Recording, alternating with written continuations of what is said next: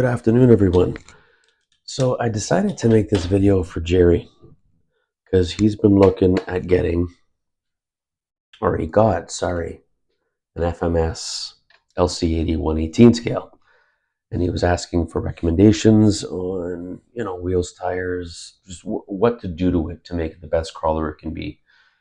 And he tested it out a bit outside before his indoor course. So what I decided to do was, originally, I said I'm just going to make a video on this for him. Then I made a video of this one yesterday, crawling real quick, and I said, well, you know what I'll do then? I'll compare it to this one, and then I thought I'd throw a third in the mix and compare it to the FMS 124 scale Power Wagon. And they've all have different things done to them or not much done to them. So what I did in the test, and you'll see in the videos, is I started off with this guy just the way I've got him here. So all I've done to this is everything underneath is scale from FMS. Let me get my glasses on here so I can see. Okay, so it's like these metal links, plastic drive shaft, plastic axles. That's it. The only thing I've done to put weight onto this is I've got the brass rings in the tires, which are 13 grams each. And then I've got these wheel weights on here. And I think if I remember correctly, when I weighed them, they're about 13 themselves. So let's say I've got, on each wheel, I've got about, I don't know, let's average it at about 25, just for the argument's sake. So I got about 100 grams on the bottom of this vehicle. Then I got this hard body. It's not a Lexan body, so this one and this are the hard body, the Power Wagon, and then the Lexan is my Scout. I don't have a proper scale to weigh each vehicle. But regardless, that's what I've got on it. You'll see what happens in the video.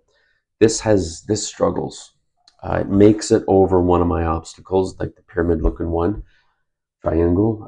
Makes it over once, but it's not without giving it, gunning it a little bit.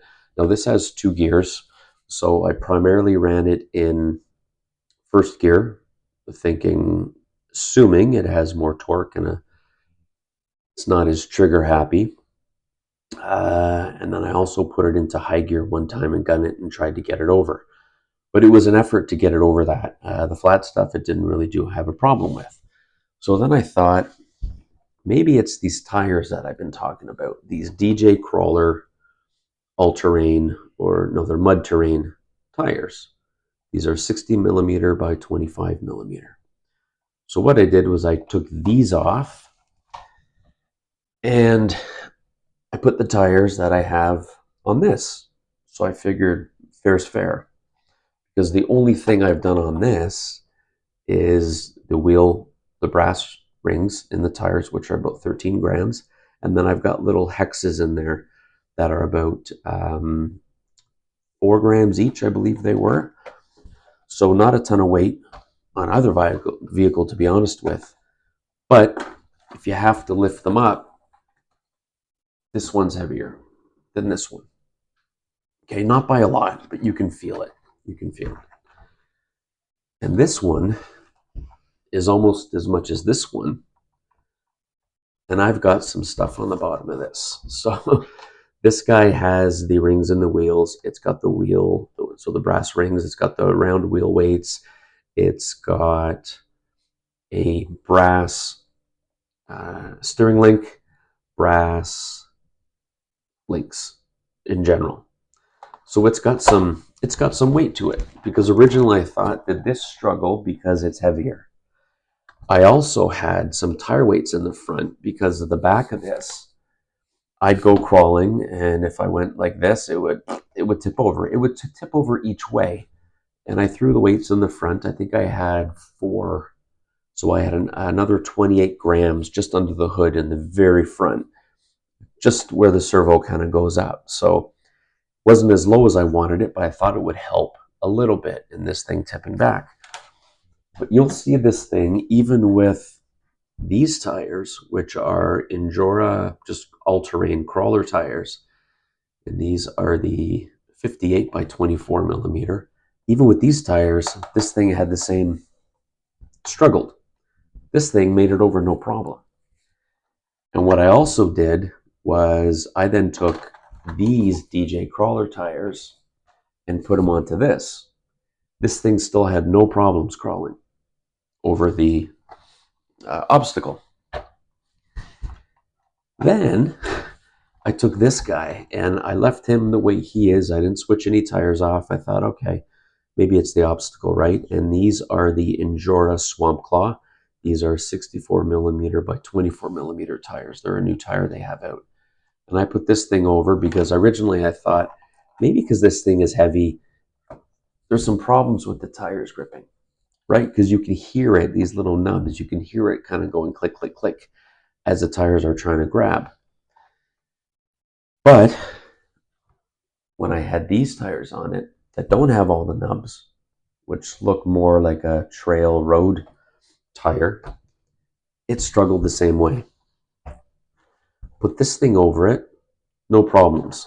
So the FMS Power Wagon 124, the 118 Scout 2 by Red Cat, no problems.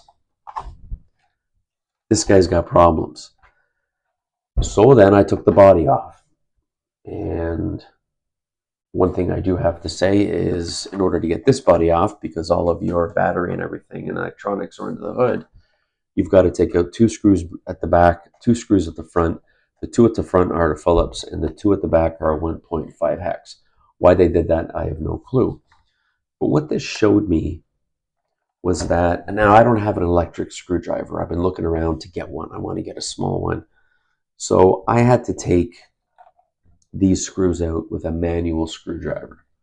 So what that tells me, and Jerry, just so you know, what that tells me as a person is that I'm a good freaking friend.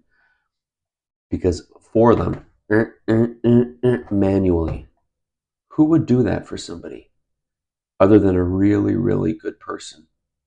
Like a good Canadian is what I'm really kind of getting at there. Then, obviously, if I take 4 screws out with 2 different screwdrivers, 1 hex and 1 Phillips, obviously I had to put them back in. So double the work, manual screwdriver. I don't know. I can't get over the fact of that I'm that good of a person. So I'm not an engineer. I'm also not a scientist. But what I can say is, Jerry, I think you bought a truck that stinks. No, I'm kidding. I've trailed with the crap out of this thing. It's great. Its second speed is fast. This thing will move. For some reason, on a really angled obstacle, it has problems. I was chalking it up to the weight of the body. But then I look at this guy, and maybe it's the distribution of weight between these two. I don't know. They feel like they kind of weigh the same, to be honest, which is odd because I got a lot of brass on this guy. But then again, this has got a bigger body, right? You got to factor in all that. I don't know. So basically, what I can tell you is, because originally I thought the tires are the problem. These tires aren't the problem. These tires work on it. If you want a smaller scale tire, you can go with something like this and it'll work just fine. And I was worried about these were the tires because I've got these on a few of my vehicles. And my All-Star Jeep, who have these on it, or they did, I think I swapped them up. I think they've got them on it. It can climb that thing no problem. So